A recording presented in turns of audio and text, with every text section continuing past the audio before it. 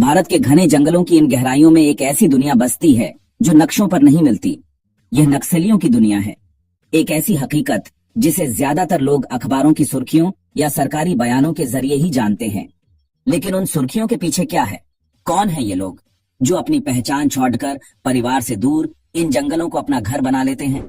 यहाँ जिंदगी का मतलब है लगातार छुपना, अपने अस्तित्व के लिए प्रकृति और व्यवस्था दोनों से लड़े डना और हर पल मौत के साए में जीना। यह कहानी उन चेहरों की है जो गुमनामी में रहते हैं, उन आवाजों की है जो जंगलों में गूंज कर रह जाती है। ये सिर्फ बंदूक और हिंसा की कहानी नहीं, बल्कि उस सपने, उस गुस्से और उस मजबूरी की कहानी है जो किसी को हथियार उठाने पर विवश कर देती है। इस विद्रोह की जड़ें बहुत गहरी हैं, जो 1967 में पश्चिम बंगाल के एक छोटे से गांव नक्सलबाड़ी से शुरू हुई। यह जमींदारों के शोषण और सरकारी उदासीनता के खिलाफ भूमिहीन किसानों और आदिवासियों का एक सशस्त्र आंदोलन था। उनका नारा था, जमीन जोतने वाले की। वो एक ऐसी व्यवस्था चाहते थे जहां जल, जंगल और जमीन पर स्थानीय लोगों का हिकू हो। दशकों बाद भी ये आंदोलन देश के कई हिस्सों में जिंदा है, खासकर उन आदिवासी इलाकों में जहां विकास की रोशनी नहीं पहुंची, लेकिन विस्थापन का अंधेरा सब कुछ निगल गया। उनके लिए यह लड़ाई सिर्फ विचारधारा की नहीं, बल्कि अपनी पहचान और अस्तित्व को बचाने की है। कई लोगों के लिए यह रास्ता चुनने का फैसला आसान नहीं था। यह सालों के अन्याय, टूटे हुए वादों और एक बेहतर भविष्य की धूमिल होती उम्मीद का नतीजा था। यहाँ जंगल के कानून चलते हैं। हर दिन की शुरुआत जिंदा रहने की जद्दोजहद से होती है। सबसे पहली चुनौती है साफ पानी खोजना।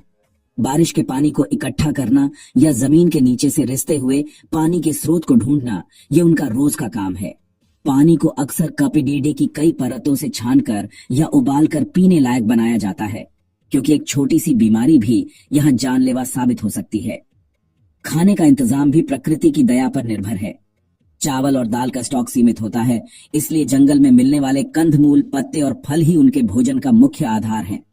वे जानते हैं कि कौन सा मशरूम जहरीला है और कौन सी जड्डा पौष्टिक। कभी कभी छोटे जानवरों का शिकार भी होता है, लेकिन हर आहट पर चौकन्ना रहना पड़ी डिडीता है।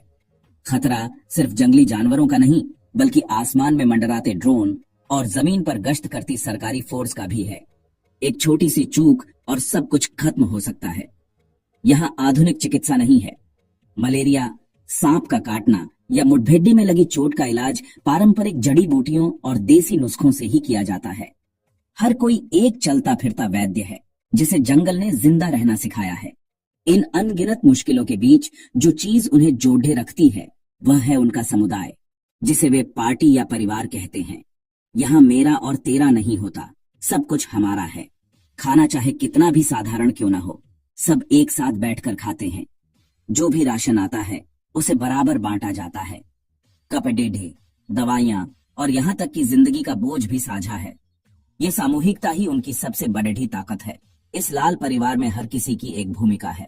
कुछ लोग खाना पकाने और कैंप की व्यवस्था देखने की जिम्मेदारी संभालते हैं, तो कुछ सुरक्षा और पहरेदारी की। यहाँ निर्णय लोकतांत्रिक तरीके से लिए जाते हैं, जहाँ हर सदस्य को अपनी बात रखने का अधिकार होता है, लेकिन अंतिम फैसला कमांडर का होता है। एक दूसरे का अभिवादन लाल सलाम से होता है, जो उनके साझा मकसद और बलिदान की याद दिलाता है। इस जंगल में वे एक दूसरे का एकमात्र सहारा हैं। वे एक दूसरे के दुख सुख में साथ खड़ी डीढ़े रहते हैं, उस परिवार की कमी को पूरा करते हुए जिसे वे पीछे छोड़े चाहे हैं। दिन का एक बड़ा हिस्सा कठोर शारीरिक और वैचारिक ट्रेनिंग में गुजरता है। यह सिर्फ हथियार चलाने का प्रशिक्षण नहीं है, बल्कि एक गुरिल्ला सैनिक बनने की प्रक्रिया है। उन्हें घंटों तक भारी बोझ के साथ पहाड़ियों और नदियों को पार करना सिखाया जाता है। चुपचाप चलना, बिना कोई निशान छोड़े दुश्मन के इलाके से गुजरना और घात लगाकर हमला करना, यह सब उनकी दिनचर्या का हिस्सा है। हथियारों की ट्रेनिंग भी उतनी ही जरूरी है, जिसमें लूटी हुई राइफलों से लेकर देसी बम बनाने तक सब कुछ शामिल है। लेकिन सबसे महत्वपूर्ण है वैचारिक प्रशिक्षण। हर शाम राजनीतिक कक्षाएं लगती हैं, जहां उन्हें मार्क्सवाद, माओवाद और क्रांति के इतिहास के बारे में पढ़ाया जाता है।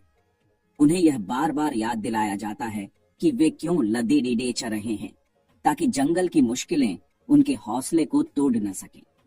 हर चेहरे के पीछे एक कहानी है, एक व्यक्तिगत त्रासदी, जिसने उन्हें इस रास्ते पर ला खड़ा किया।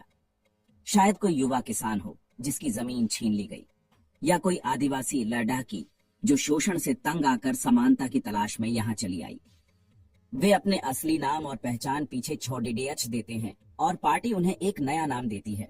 लेकिन क्या वे अपनी यादों को छोड़ पाते हैं? त्योहारों पर घर की याद आती है। बिछड़े हुए माँ बाप और भाई बहनों का चेहरा आंखों के सामने घूम जाता है। कई बच्चे इसी जंगल में पैदा होते हैं और यहीं बड़े होते हैं। उनके लिए यह जंगल ही खेल का मैदान है और बंदूकें खिलौने। उनकी शिक्षा क्रांति के गीतों और कहानियों तक सीमित है। उनका भविष्य क्या होगा? यह एक ऐसा सवाल है जो हर किसी के मन में उठता है, लेकिन जिसका जवाब किसी के पास नहीं है। यह संघर्ष एक अंतहीन लुका छिपी का खेल है। सुरक्षा बलों के कॉम्बिंग ऑपरेशन के दौरान पूरा जंगल एक युद्ध क्षेत्र में बदल जाता है। हेलीकॉप्टरों की गडगडाहट, कुत्तों के भौंकने की आवाज और दूर से आती गोलियों की तड़ाहट के बीच उन्हें बिना कोई निशान छोड़े गायब हो जाना होता है।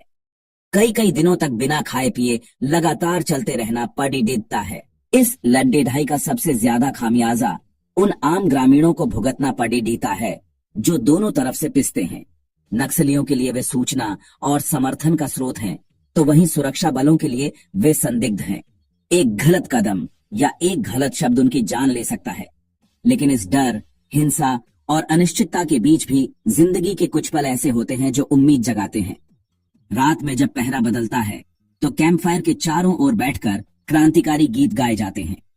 ये गीत सिर्फ मनोरंजन नहीं, बल्कि उनके संघर्ष को जिंदा रखने का जरिया है। बच्चों की बेफिक्र हंसी और उनके खेल इस कठोर माहौल में भी एक बेहतर कल का यकीन दिलाते हैं। वे एक ऐसे भविष्य का सपना देखते हैं जहां कोई शोषण नहीं होगा, जहां सबको बराबरी का हक मिलेगा। जंगल की जिंदगी बेहद कठिन है, पर यही सपना उन्हें हर रोज लड़ देने की ताकत देता है। नक्सलियों की दुनिया विरोधाभासों से भरी है। यहाँ आदर्शवाद के लिए हिंसा है, समुदाय के लिए अकेलापन है और आजादी के सपने के लिए कैद जैसी जिंदगी है। यह कहानी सही और गलत का फैसला सुनाने के लिए नहीं, बल्कि उस हकीकत को समझने की एक कोशिश है जो हमारी समझ से बहुत दूर इन घने जंगलों में सांस ले रही है। इस अनसुनी कहानी को हमारे साथ देखने के लिए